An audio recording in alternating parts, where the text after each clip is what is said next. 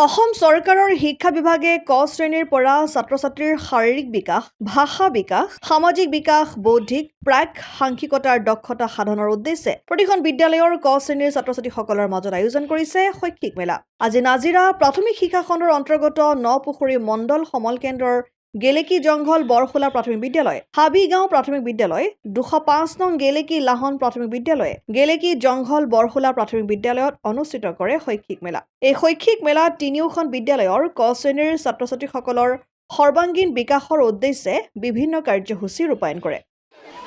বৰ্তমান অসম চৰকাৰে আমাৰ শিক্ষা বিভাগৰ উদ্যোগত আমাৰ শিশুসকলৰ সৰ্বাংগীন বিকাশৰ কাৰণে প্ৰত্যেকখন বিদ্যালয়কে এই শিশু মেলা অনুষ্ঠিত কৰিবলৈ কৈছে, কাৰণ ইয়াৰ যোগেদি আমাৰ শিশুৰ সৰ্বাংগীন বিকাশৰ লগতে আৰু আমাৰ যাতে আমাৰ চৰকাৰী বিদ্যালয়সমূহৰ প্ৰতি যাতে আমাৰ অভিভাৱকসকল আকৰ্ষিত হয়, সেই উদ্দেশ্যেৰে আমাৰ আজি এই শিশু মেলা আয়োজন কৰা হৈছে। আৰু ইয়াতে আমাৰ তিনিখন বিদ্যালয় আমি আছোঁ, আমাৰ হাবিগাঁও প্ৰাথমিক বিদ্যালয়, লাহন গাঁও প্ৰাথমিক বিদ্যালয় আৰু লগতে আমাৰ গেলেকী জংঘল বৰখোলা প্ৰাথমিক বিদ্যালয়। আমি এই তিনিখন বিদ্যালয় লগ খাই আমি আজি এই শিশু মেলা আয়োজন কৰিছোঁ, যাতে আমাৰ এই অঞ্চলৰ আমাৰ গাঁৱৰ ৰাইজসকলে যাতে আমাৰ এই অনুষ্ঠানৰ প্ৰতি আকৰ্ষিত হয়, যাতে আমাৰ চৰকাৰী অনুষ্ঠানবিলাক যাতে জীয়াই ৰাখে, সেই উদ্দেশ্যেৰে আমাৰ চৰকাৰে এইটো উদ্যোগ লৈছে।